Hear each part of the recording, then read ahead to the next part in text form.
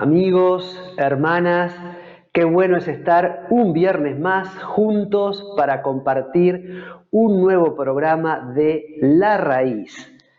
Este programa que se emite en vivo por TELS TV todos los viernes de 20 a 21 horas con Esteban Morales del otro lado en los controles, a quien les damos un cariñoso saludo, y de este lado Pablo Modernel. Te recuerdo que si no tenés la posibilidad de ver el programa en vivo, después quedan subidos los estudios a mi canal de YouTube, La Raíz, Estudios Mesiánicos con Pablo Modernel. Podés suscribirte, podés darle like a los videos y podés, por supuesto, activar la campanilla de notificaciones para mantenerte informado cada vez que subamos un nuevo programa, que lo hacemos en una forma secuencial de un programa por semana. Los programas que salen en vivo por TELS TV luego quedan subidos al canal de YouTube. Y tenemos una novedad, y es que en breve vamos a estar saliendo por un canal cable de Rosario, Argentina. Así que bueno, esto recién comienza, diríamos. Hoy me gustaría, antes de empezar en sí con el programa, darle las gracias a nuestro Señor, invitarlo a Él para que Él sea quien dirija todas las cosas. En tus manos estamos, Señor, de ti dependemos y a ti clamamos para que tú manifiestes, Señor amado, tu perfecta voluntad en este viernes en medio nuestro. Te amamos, Jesús, y todo lo pedimos en tu nombre. Tú eres la raíz, tú eres la razón de todas las cosas. Hoy vamos a comenzar un nuevo estudio. Les recuerdo que ya hemos hecho un primer estudio de lanzamiento que se llama Mensaje a las 7 iglesias de Apocalipsis, la ternura del Jesús de las promesas, que está dividido en 4 partes, en 4 videos. Los pueden encontrar así en el canal de YouTube, en las listas de reproducción. Luego tuvimos un estudio de una sola semana, con una sola sesión, sobre la cena pascual y cómo relacionamos la última cena, la cena del Señor, con el Seder de Pesaj judío, la Pascua judía. Y hasta la semana pasada tuvimos un tercer estudio que fue todo lo que será, ya fue, paralelismo entre los juicios de Apocalipsis, que serán en el futuro, con lo que fueron las plagas de Éxodo a la salida de los hebreos del yugo de Faraón en Egipto. Hoy vamos a comenzar un nuevo estudio, un estudio que se llama La oración es transformación. Y prepárate, porque esto se viene con todo. Pero antes de comenzar el estudio de hoy, me gustaría que vieras un video. Queremos compartir con Esteban un video muy lindo, de unos 4 minutos de duración, y después te cuento por qué estoy compartiendo hoy este video contigo.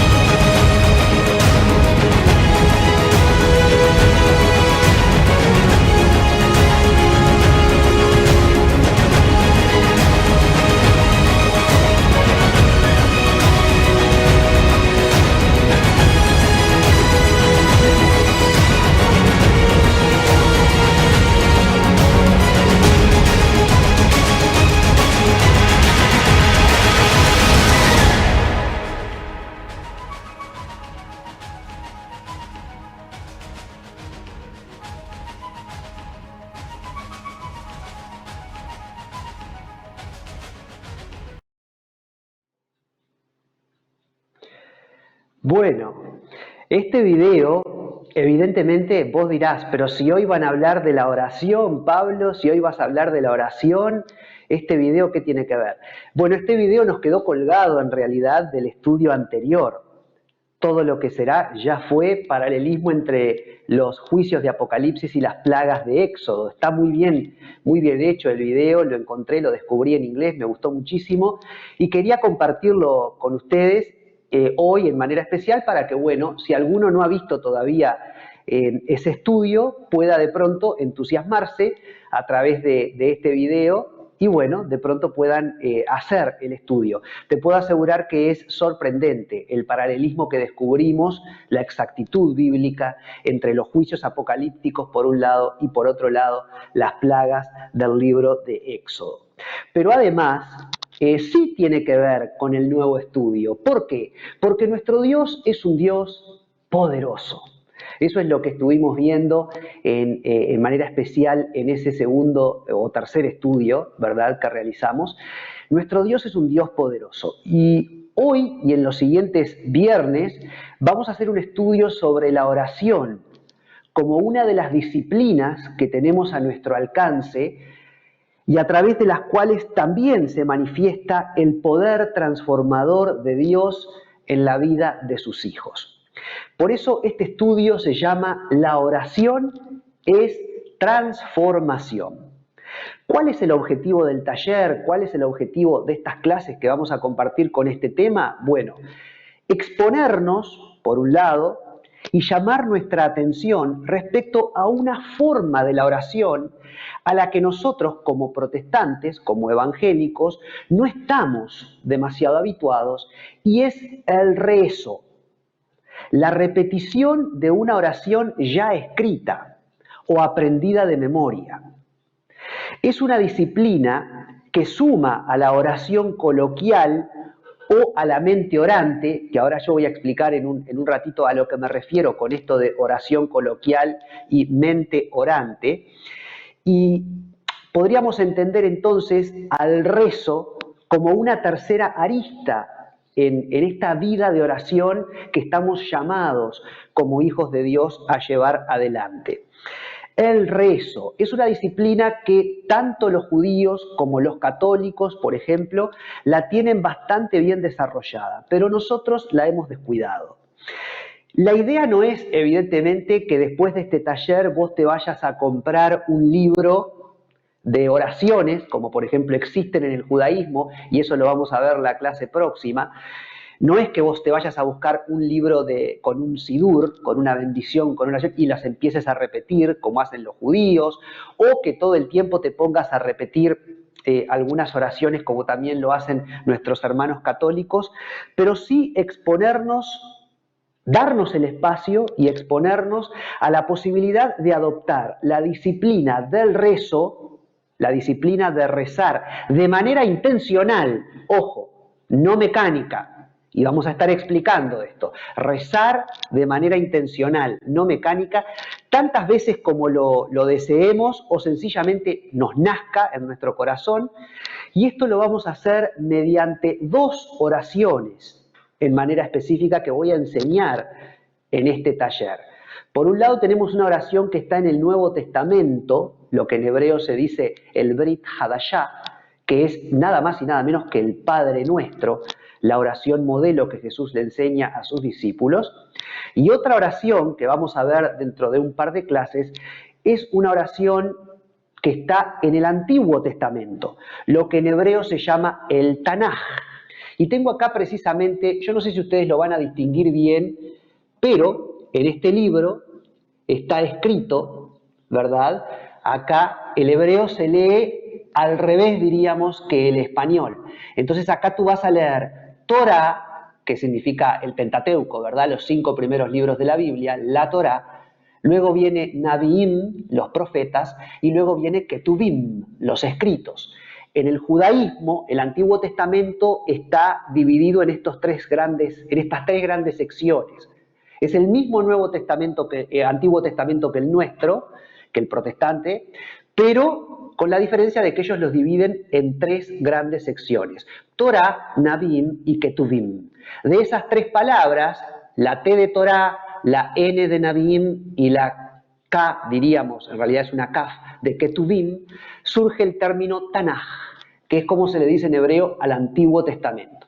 Y en el Antiguo Testamento hay una oración, la oración sacerdotal arónica, que es una oración muy poderosa. Lo mismo que el Padre Nuestro.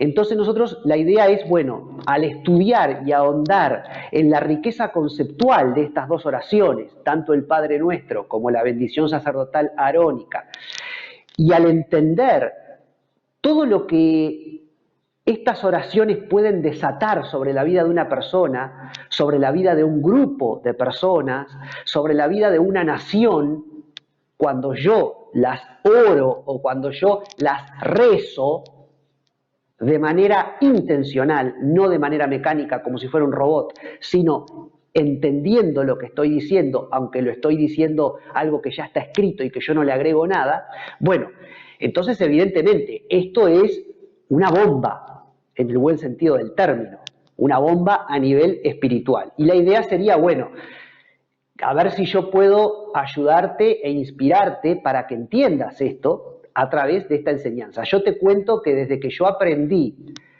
el profundo sentido y el poder del Padre Nuestro hace unos años en su raíz judía, porque nosotros vamos a estudiar el Padre Nuestro en hebreo, te puedo decir que no ha habido en todos estos años, varios años ya, un solo día en el cual yo no haya rezado el Padre Nuestro. No en forma mecánica, sino en forma intencional. Amén de lo cual sigo ejercitando las otras aristas en mi vida de oración, que es lo que yo te hablaba al principio. Por un lado, lo que uno llama, o estamos acostumbrados a llamar en la jerga evangélica, el tiempo devocional. Es esa instancia en la cual vos, en el día, vos te apartás para charlar con el Señor, para plantearle tus peticiones, para adorarlo, para darle gracias. Bueno, hay un tiempo devocional en el cual vos tenés comunión con Dios todos los días, con tu Padre, te acercás a Él. Esto se puede hacer de diferentes maneras. Hay personas que lo hacen a la misma hora, en un mismo lugar, con un libro guía, con la Biblia como guía. Otras personas lo hacen más libremente, caminando por una playa, debajo de un árbol, con ojos cerrados, con ojos abiertos, arrodillado o sentado. Esto depende de cada uno, pero todos tenemos nosotros un tiempo devocional, un tiempo de charla con Dios, que es nuestro Padre y que es nuestro amigo, como lo hacía Jesús. Por ejemplo, Jesús en el Evangelio de Lucas, capítulo 6, versículo 12, el Señor se retira y se pasa una noche entera charlando con Dios. Evidentemente no solamente Jesús en esa instancia estaba practicando el rezo, sino que seguramente estaba pasando un tiempo devocional, donde él desnudaba su corazón delante del Padre, como desnuda su corazón en Getsemaní cuando le dice: Padre, si es posible, pasa de mí esta copa, mas no sea mi voluntad, sino la tuya.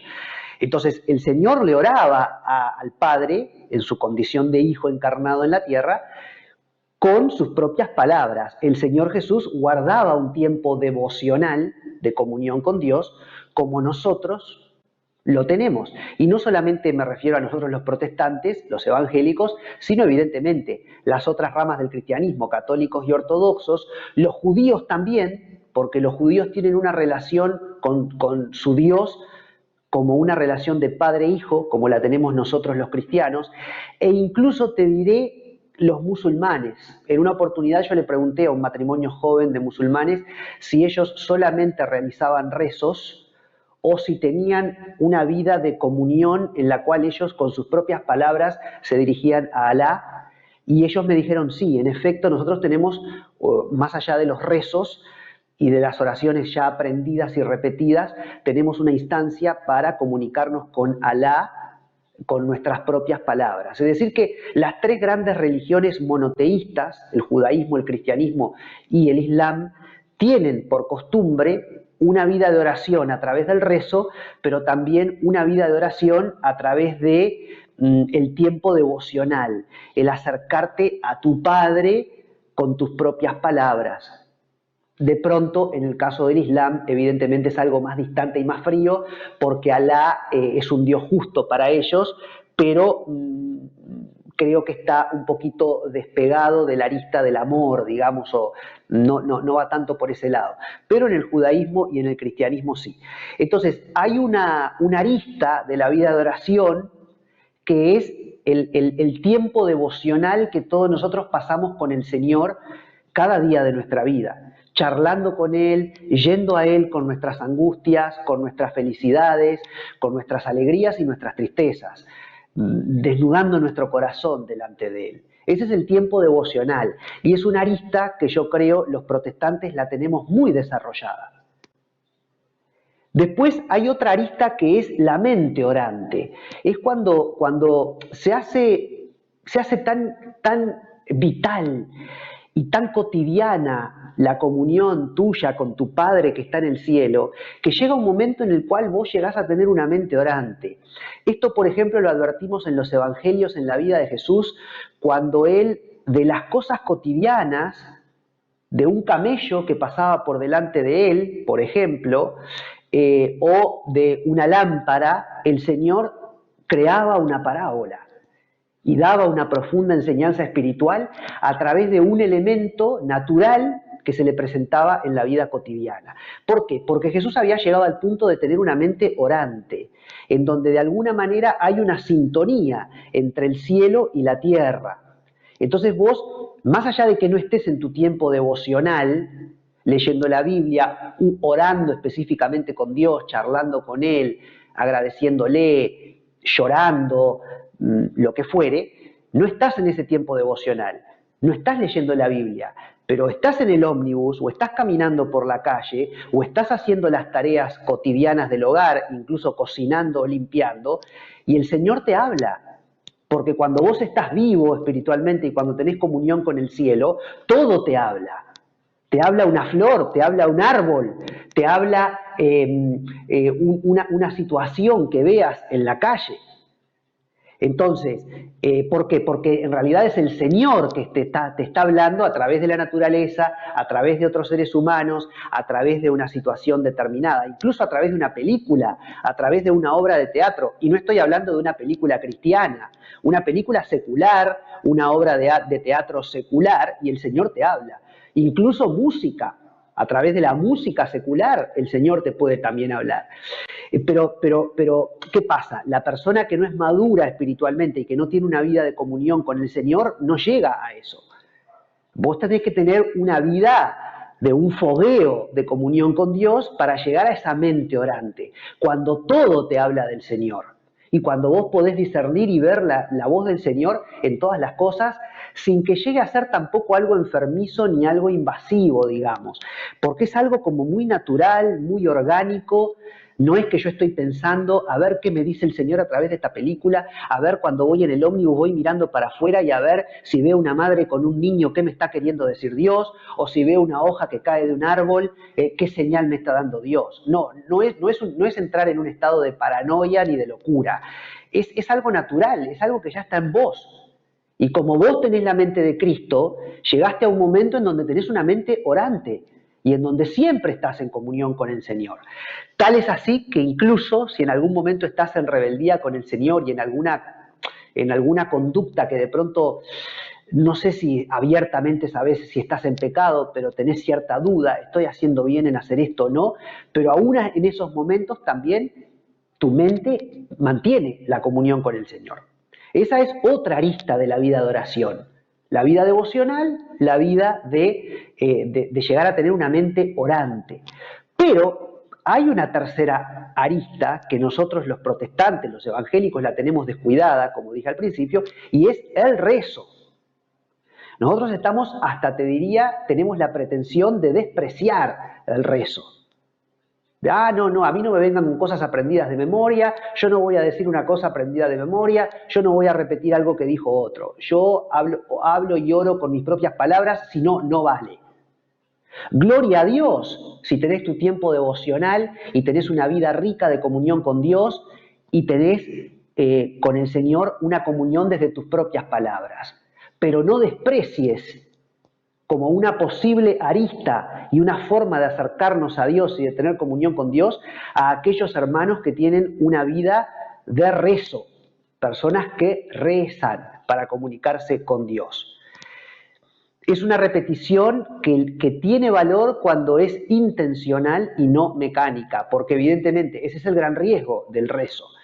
Si yo me aprendo una oración y yo la digo sin razonar lo que estoy diciendo, no tendría demasiado sentido. Por eso nosotros también vamos a entender por qué los judíos hacen determinadas cosas cuando rezan, esto lo vamos a ver el viernes que viene, por qué los judíos se mueven, por ejemplo, en el Muro de los Lamentos, los vemos muchas veces, y en otros lugares, cuando están rezando, por qué los judíos cantan algunas oraciones que ellos tienen escritas.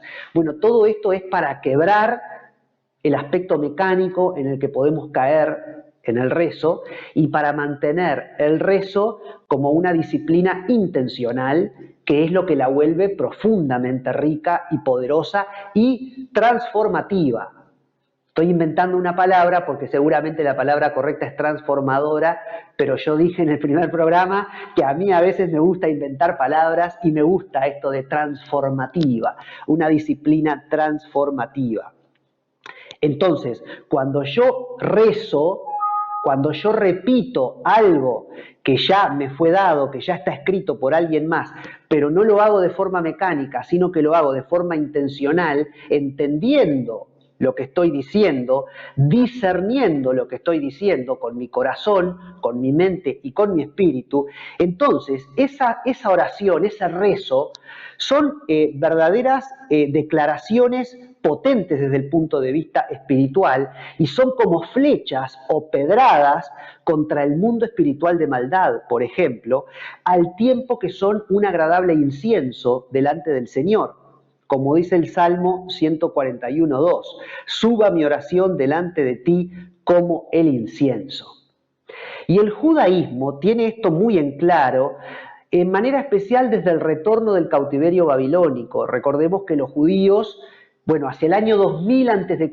Dios le habla a Abraham, hacia el año 1800 aproximadamente los judíos van a Egipto, ahí permanecen 400 años como esclavos, hacia el año 1400 son liberados de Egipto por la mano portentosa de Moisés, demoran 40 años en llegar a la tierra prometida, llegan a la tierra prometida y pasan varios siglos donde ellos son liderados por jueces hasta que se instaura la monarquía con el rey Samuel y luego con el rey David y luego con el rey Salomón. Estamos hablando del año 1000 para ese momento, año 1000 antes de Cristo, y luego con el hijo de Salomón, Roboam, llegará la ruptura del reino y va a quedar por un lado Israel o el reino del norte y por otro lado el reino del sur o Judá. El reino del norte va a caer cautivo en el 722 con los asirios y el reino del sur va a resistir hasta el año 586 cuando el imperio babilónico toma Jerusalén y se lleva a muchos judíos hacia Babilonia. Pero en el año 537, 536, unos 50 años después, comienza el retorno en oleadas, en varias oleadas, desde Babilonia a Jerusalén una vez más. Y como los judíos habían cuidado de no perder su identidad en Babilonia, y ahí es donde surge la sinagoga a falta de templo y las escuelas rabínicas para no perder la identidad judía, cosa que sí le había sucedido al reino del norte, y esto lo vamos a ver en un estudio interesantísimo que vamos a hacer, que es el próximo estudio, que es Israel tejiendo los hilos de la historia. Entonces los judíos no querían que le pasara lo mismo que a sus hermanos del norte y ellos cuidaron su identidad en Babilonia y cuando vuelven a Jerusalén, año 537, 536 a.C., se vuelve una costumbre el hecho de orar a determinadas horas, a la mañana, a la tarde, a la mañana, al mediodía y a la tarde, esto lo vamos a estar viendo en la clase que viene, pero son oraciones que son rezos. Como los católicos rezan hoy día el Padre Nuestro, bueno, los judíos tienen oraciones específicas, donde ellos lo que hacen es repetir algo que ya está escrito. No es un tiempo devocional, tampoco es tener una mente orante, es un rezo que yo lo hago a la mañana, al mediodía y a la tarde. Y esto se hizo ya costumbre en el judaísmo al retorno del cautiverio babilónico. Son las mismas palabras que se dicen vez tras vez. Si esto sucede desde el año 537 en adelante, evidentemente cuando el Señor Jesús llega, Él como buen judío, además de tener su tiempo devocional, cuando se pasaba la noche entera orando con el Padre en el monte, y además de tener una mente orante, cuando todo le hablaba de su Padre, como lo evidencia a través de las parábolas, también el Señor Jesús tenía desarrollada la arista del rezo en su vida. Y seguramente todas las veces cuando lo vemos en la sinagoga, que los evangelios relatan, Él estaba el sábado en la sinagoga como era su costumbre, Jesús era muy religioso, evidentemente en la sinagoga Él llevaba adelante el sidur, la bendición judía con la repetición de palabras escritas, ya escritas. Un rezo, no orar algo que se le ocurriera a Él en el momento. Lo mismo cuando lo vemos al Señor en el templo. En las fiestas solemnes, el Señor Jesús, como todo varón judío y como todo judío en general, subía al templo y evidentemente en el templo se llevaban a cabo rezos, donde se repiten cosas. Bueno, Jesús ejercía esta arista en su vida de oración. Y a tal punto esto ha de haber sido así, que Él instruye a sus discípulos, a sus talmidim, que es la palabra en hebreo, un talmid, un discípulo, 2, 3, 4 talmidim. Él enseña a sus talmidim, a sus discípulos, a sus apóstoles, a sus shalihim, cuando ustedes oren, van a orar así, dice el Señor, y le suelta el Padre Nuestro. Entonces, nosotros uno de los propósitos que tenemos en este taller, en este estudio, es entender que cuando Jesús enseña el Padre Nuestro, no lo enseña solamente como una oración modelo en el sentido conceptual, como nosotros los protestantes la entendemos. Sí es una oración modelo en el sentido conceptual, de la cual yo puedo tomar sus diferentes partes, por ejemplo, la alabanza y la adoración, por ejemplo, las peticiones y, por ejemplo, el agradecimiento, y entonces digo, bueno, si el Padre Nuestro tiene estas tres partes, entonces yo en mi vida devocional voy a alabar y adorar a Dios con mis propias palabras, voy a pedirle a Dios con mis propias palabras y voy a agradecerle a Dios con mis propias palabras.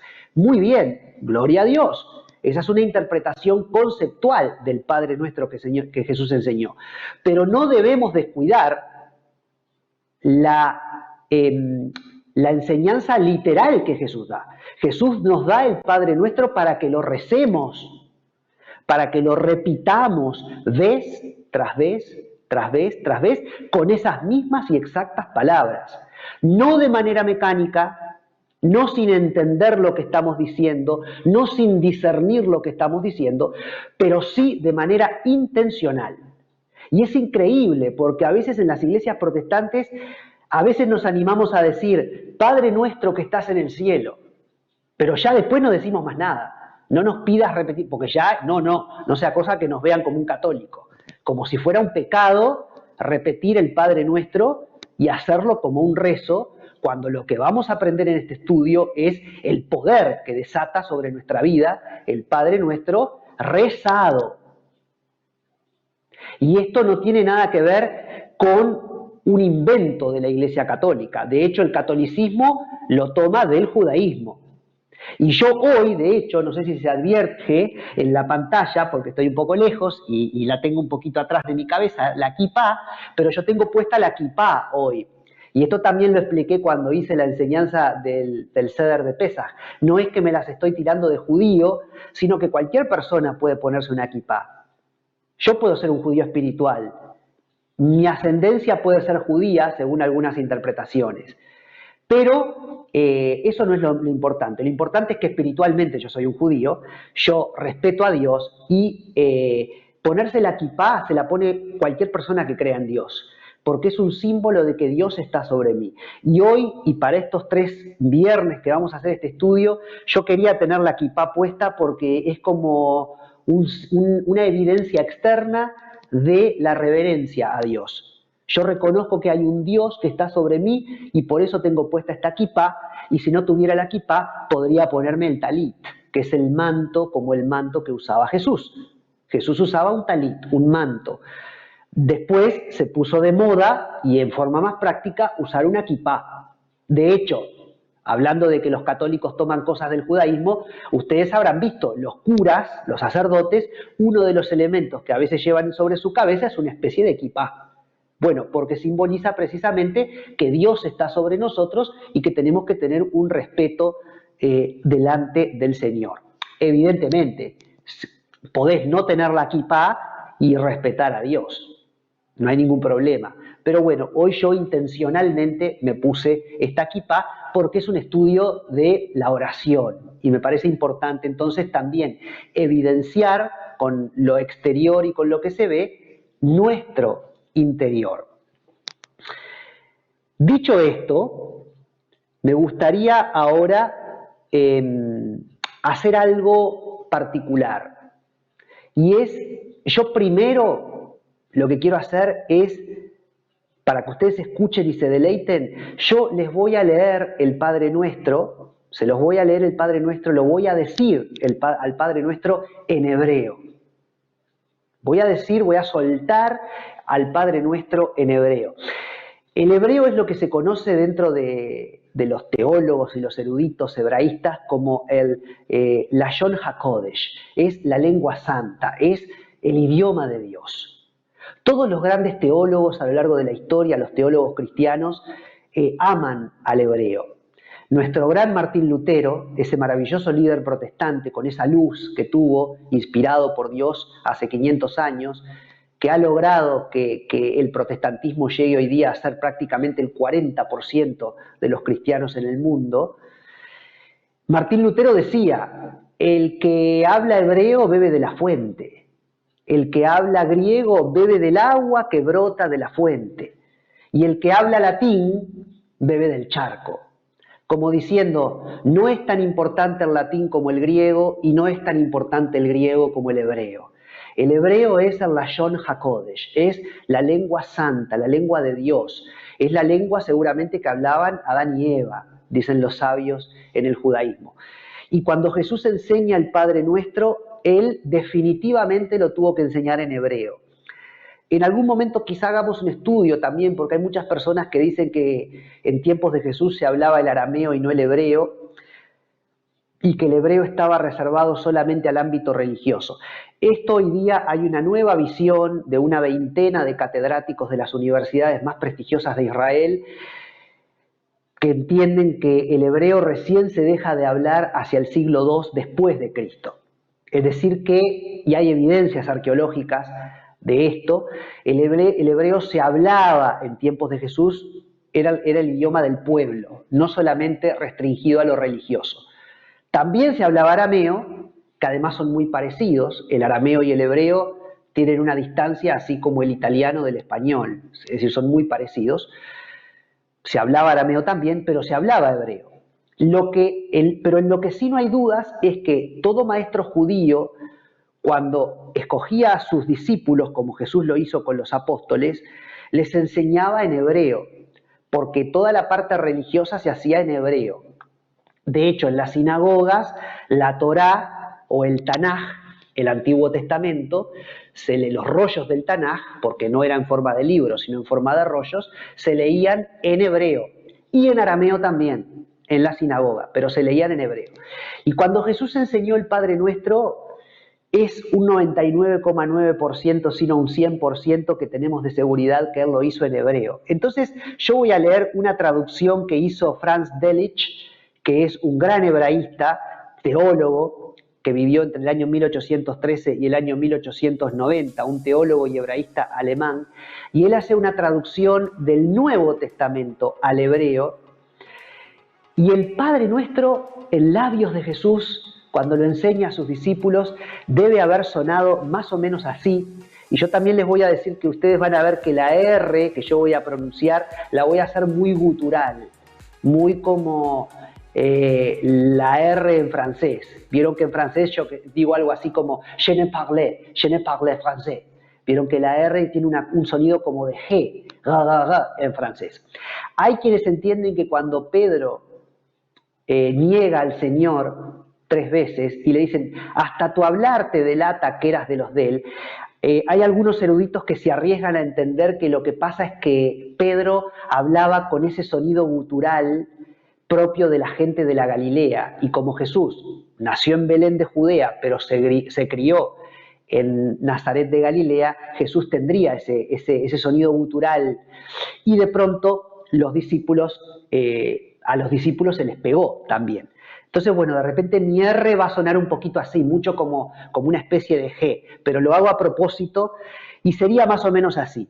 Avinu Sheva Shamayim, Itzkada Shmecha, Tavo Malchuteja, Eyatzar Ratzoncha, Como Beshamayim Ken Baaretz. Et lechem chukenu ten lanu hayom. Uslach lanu et chotoveinu, kaasher salachnu gam lechayavenu. ואל תביאנו לידי ניזיון, חלצנו מרע, כי לך הממלכה, בחבורה, בחתיפרת, לעולמי עולמים. Amén. Así sería el Padre Nuestro dicho en hebreo. Pero ¿sabes qué? Lo vamos a ver en nuestra presentación de PowerPoint. Le voy a pedir a Esteban si puede ir a la presentación de PowerPoint. La primera diapositiva es el título, ¿verdad? La oración es transformación. Y en la diapositiva número 2, la que está mostrando Esteban, dice Avinu Sheva Shamayim. Si veo bien, sí. Avinu Sheva Shamayim. Estoy viendo porque tengo lejos la PowerPoint de Esteban, es la número 2. Avinu Sheva Shamayim, Padre nuestro que estás en los cielos. Itzkada Shmecha, santificado sea tu nombre. Si querés después, esto es para los que vean el estudio en YouTube, pueden pararlo, pueden sacarle fotos, pueden escribirlo, porque yo todavía no la sé de memoria en hebreo, pero qué lindo aprenderla en la lengua de Dios. Avinu Sheva Shamayim, Itzkada Shmecha, Tavo Malchuteja, venga a nosotros tu reino. Eyatzah Ratzonha, Como Beshamayim Ken Baaretz, hágase tu voluntad así en la tierra como en el cielo. Pasamos a la siguiente, Esteban, a la siguiente diapositiva, donde dice la diapositiva número 3. Esteban, podés pasar a la diapositiva número 3. Yo se las voy a ir leyendo. Esteban, me parece que no la has puesto. Diapositiva número 3, Esteban. Et lechem jukenu ten lano hayom, danos hoy el pan nuestro de cada día. Uslach lanu et chotoveinu kaasher salachnu gam lehayavenu. Y perdónanos nuestras ofensas como también nosotros perdonamos a los que nos ofenden. Veal tevienu lidei lizayon, y no nos dejes caer en tentación. Ahí Esteban sí lo puso, lo vuelvo a leer. Et lechem jukenu ten lanu hayom. Uslach lanu et chotoveinu, kaasher salachnu gam lehayavenu, veal tevienu lidei lizayon.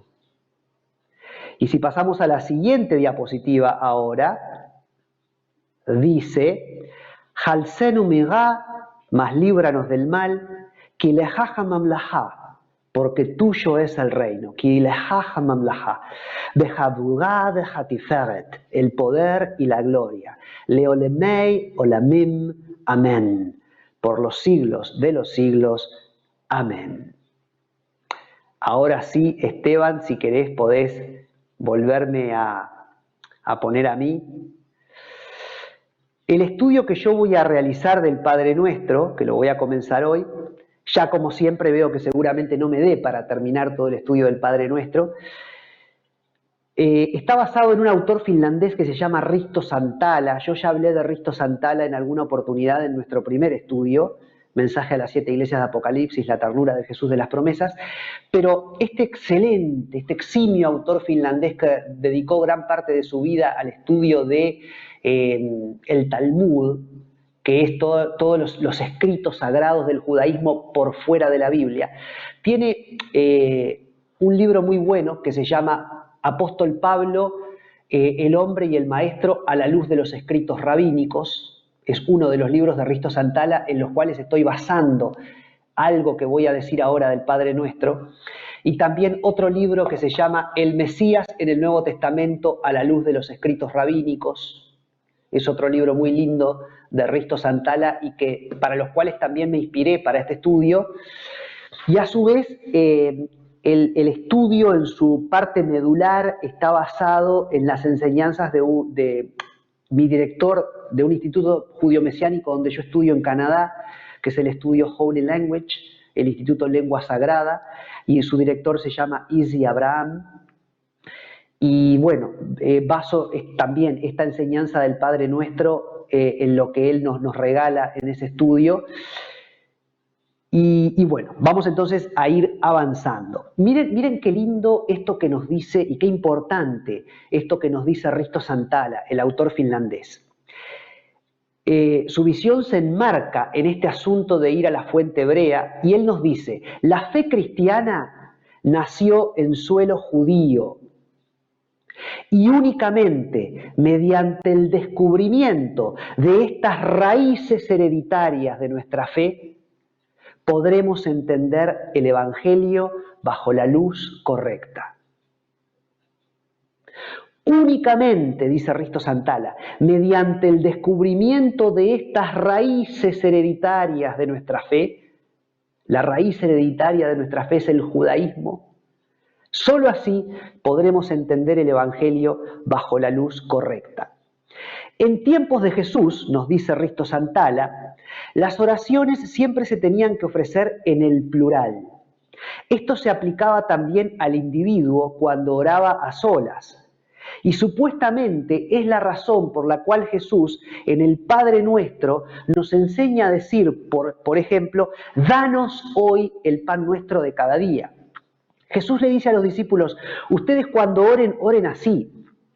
Y el Padre Nuestro no dice, dame hoy a mí el pan mío de mi día. Dice, danos hoy el pan nuestro de cada día. Lo que se llama el lechem jukenu. Et lechem jukenu ten lanu hayom. Lanu, a nosotros en hebreo. Danos el pan nuestro de cada día. Et lechem jukenu, el pan nuestro.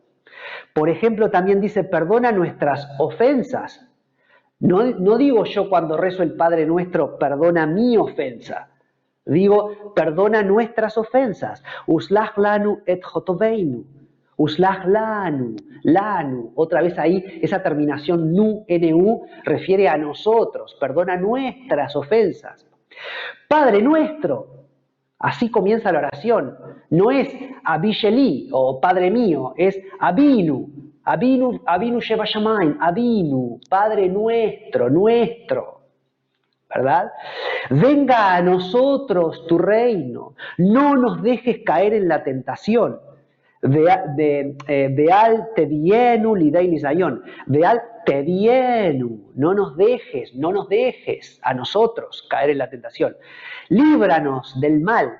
Halsenu miga, halsenu miga, halsenu, líbranos a nosotros.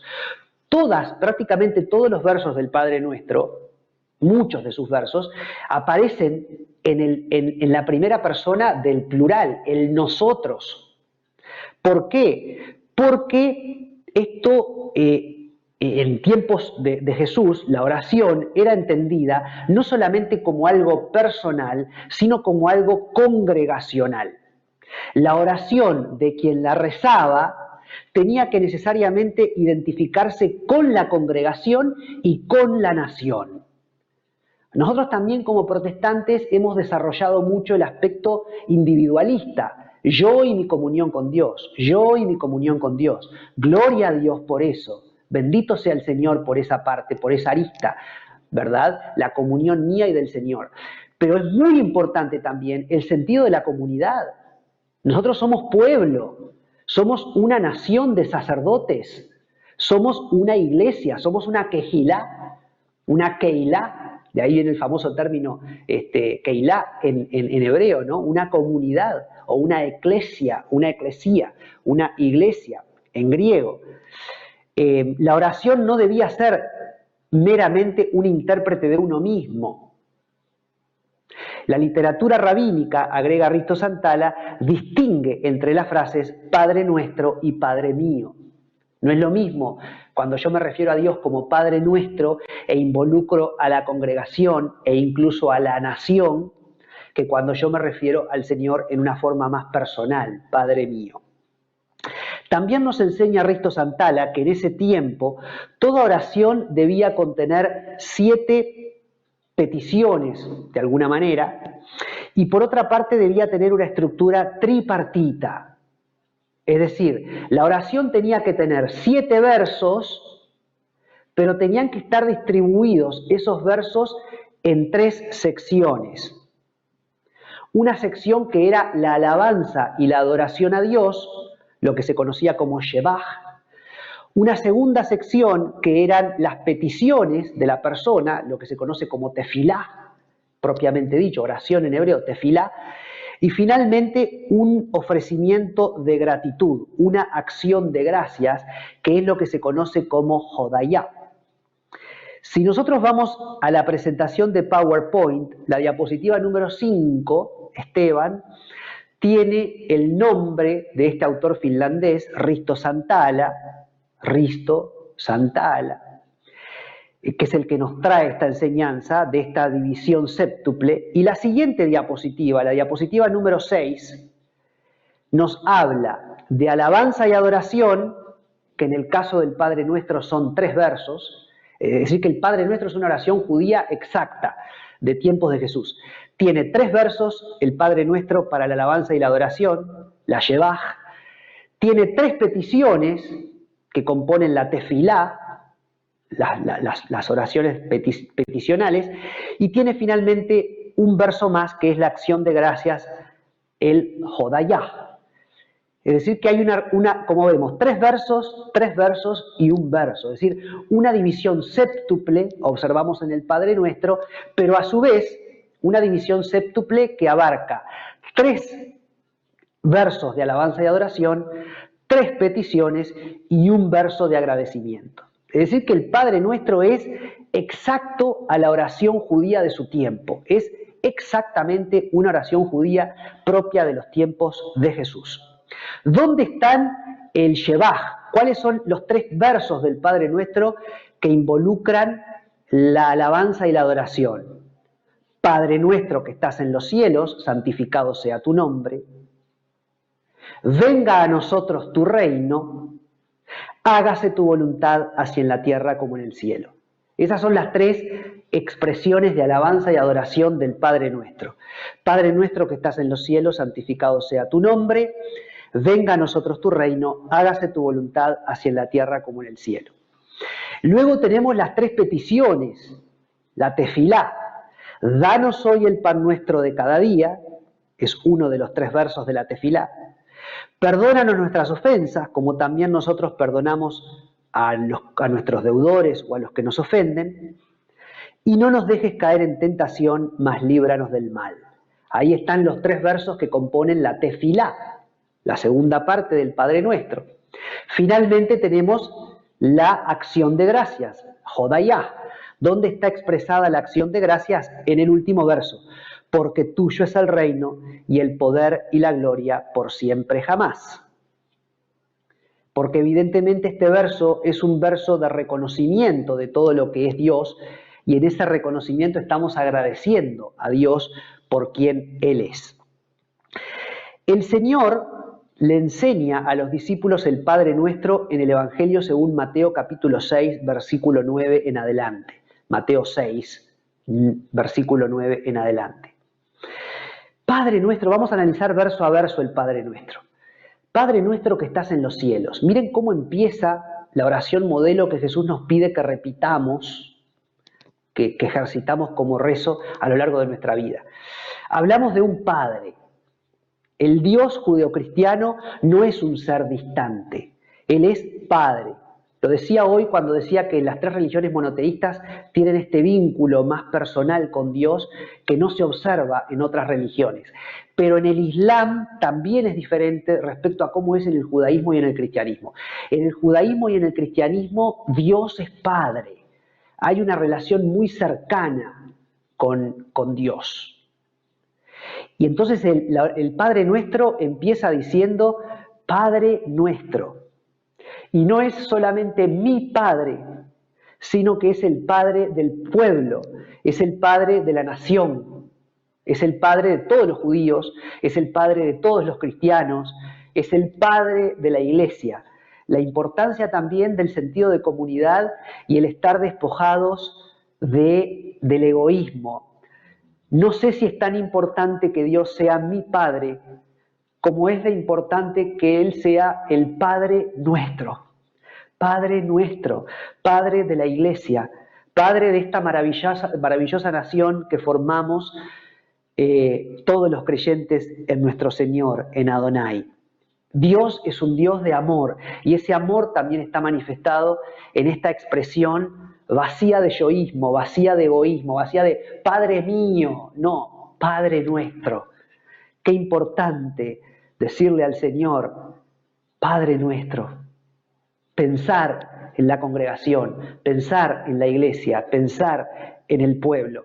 Él es Padre mío también, y esa es una arista muy importante, pero Él es Padre tuyo, Él es Padre de Esteban, que está ahí en los controles, Él es Padre del que esté en este momento escuchando este estudio, Él es Padre de la iglesia, Él es Padre de nuestros hermanos. El sentido de comunidad, el cuerpo, la familia, es muy importante para Dios. Pero ese Padre, además, y ese Padre nuestro, dice, Padre nuestro que estás en los cielos. Ese Padre habita en los cielos. El término cielos en hebreo no tiene, ya lo he dicho en alguna otra oportunidad, no tiene forma singular.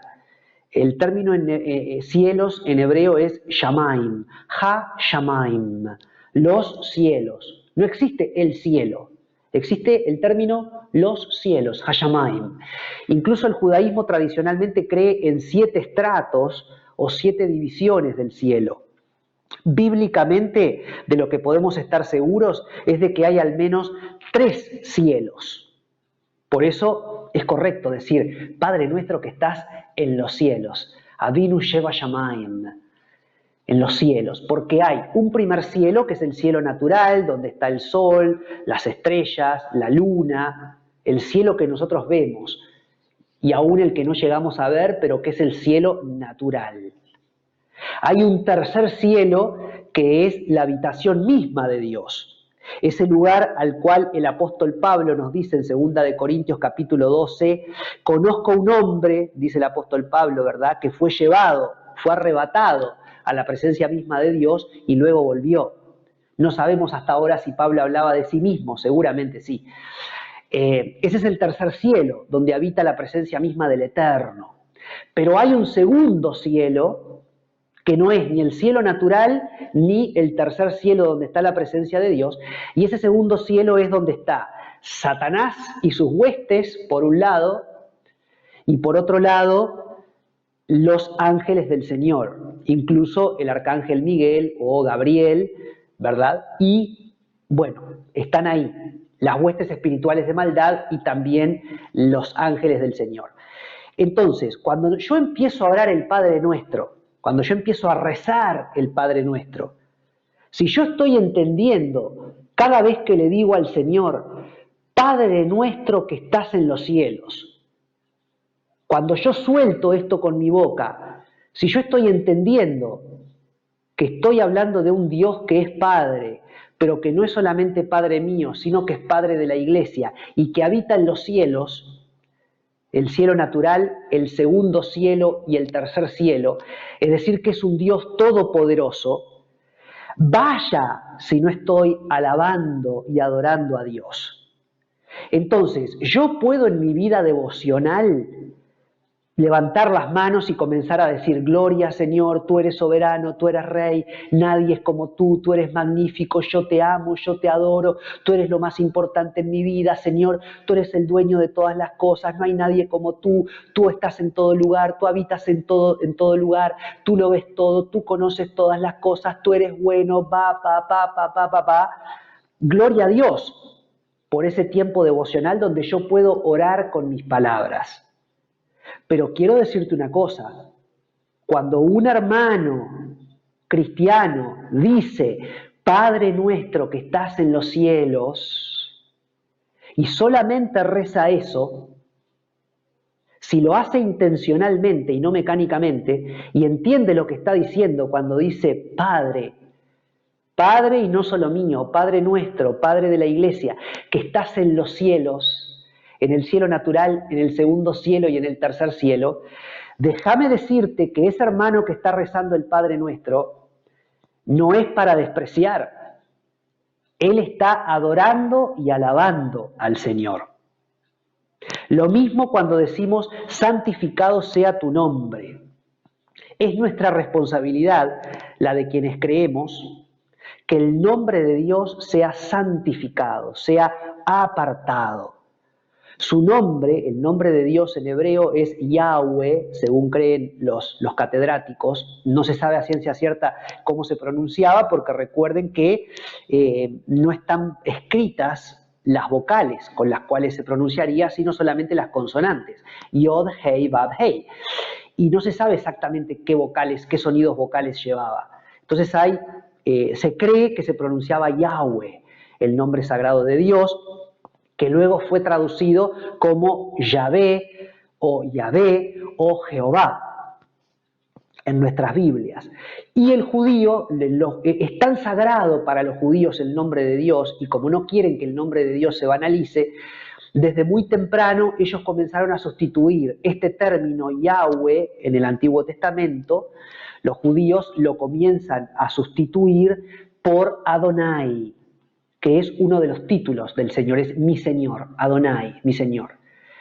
¿Por qué? Porque el nombre del Señor es sagrado, entonces santificado sea tu nombre. Con tu nombre no es una cosa como para jugar. Los judíos ni siquiera usan prácticamente el término Yahweh, salvo en instancias como esta, una clase de religión donde uno está con una reverencia muy particular y puede animarse a usar el nombre del Señor. Ellos le dicen Adonai, mi Señor, también lo llaman a Dios Hashem o Hashem, el nombre, ¿verdad? Porque ellos honran ese sagrado nombre, le tienen mucho respeto. Bueno, cuando yo en el Padre Nuestro digo santificado sea tu nombre, lo que estoy diciendo de alguna manera es, tu nombre es sagrado, tu nombre no es algo para tomar en vano, tu nombre es santo, y yo debería de vivir mi vida de tal manera que cuando los demás vean mi vida, tú no seas avergonzado, Señor, sino que tú seas exaltado. La Iglesia, lamentablemente a lo largo de los siglos, lo mismo que el pueblo judío, hemos sido responsables de lo uno y de lo otro. A veces hemos sido responsables de santificar el nombre del Señor con nuestra vida y de dar ejemplo y de ser un ejemplo para la sociedad, pero a veces también hemos sido responsables de avergonzar el nombre de Dios con nuestros hechos, con nuestro mal testimonio. Que Dios nos guarde, porque nadie está libre, y a veces también somos muy duros cuando miramos para atrás, cuando miramos lo que pasó con los judíos, que fueron un pueblo duro de corazón muchas veces en el Antiguo Testamento, y a veces somos muy duros también con la Iglesia, cuando miramos la Iglesia en la Edad Media, cuando miramos periodos que sin duda fueron oscuros en la Iglesia. Y a veces somos muy duros también con la Iglesia de nuestro tiempo. Y hay muchos pastores que son muy duros con algunas iglesias hoy día, porque hay iglesias que es cierto, hay iglesias que tienen un énfasis demasiado marcado en la prosperidad, por ejemplo, en lo económico. Hay iglesias que tienen demasiado énfasis en el show, según a veces se entiende, en lugar de las profundidades de Dios. Pero nadie está libre. Y todos somos seres humanos. Y a veces antes de soltar una piedra contra la iglesia, aun cuando la iglesia esté en un error, tenemos que orar para que esa iglesia se reencamine.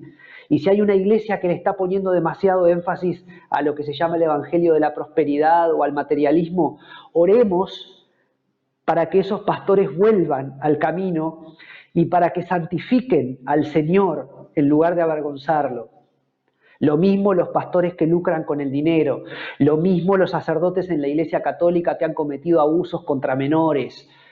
En fin, hay muchos ejemplos en donde lamentablemente como Iglesia muchas veces no santificamos el nombre de Dios. Pero si nosotros entendemos cuando rezamos el Padre Nuestro, que no solamente le decimos Padre Nuestro que estás en el cielo, sino que le decimos santificado sea tu nombre, que yo viva mi vida de tal manera que tu nombre sea santificado, porque tú eres un Dios santo y porque tu nombre es sagrado. Entonces, tiene que haber una transformación sobre nuestra vida. Se nos ha ido el tiempo, amados. Venía ahora el siguiente verso, pero quedará para la clase que viene. Venga a nosotros tu reino. Es hermoso esto. Yo te animo a que vuelvas a conectarte con nosotros, a que si estás viendo este primer capítulo en mi canal de YouTube, después te enganches con los siguientes capítulos, porque te puedo asegurar que aprender a rezar el Padre Nuestro en forma intencional va a transformar tu vida como transformó la mía cuando lo aprendí de esta manera. Quiero decirles que los quiero mucho y que nos vamos a estar reencontrando para la segunda clase de este nuevo taller, La oración es transformación, el viernes que viene, Dios mediante, a las 20 horas. Y quiero decirles, para quienes están en este momento conectados con TELS TV y me están viendo en vivo, que ahora en un ratito, ahora hay un impasse de aproximadamente 1 hora, pero se viene un programa cómico de media hora que se llama Los Super Rayados, donde va a haber un personaje muy especial y muy querible, que es una abuela que va a ser tu delicia. Así que también te desafío a que te quedes ahí en TELS TV, que te mantengas firme, que va a venir Super Rayados para tener un momento de diversión con la abuela. Bueno, esto quería decirlo también porque ellos están lanzando este programa en este día. Los quiero mucho, será hasta el viernes que viene y bueno. Padre nuestro que estás en los cielos, santificado sea tu nombre. Esos 2 versos ya los podemos rezar de forma intencional.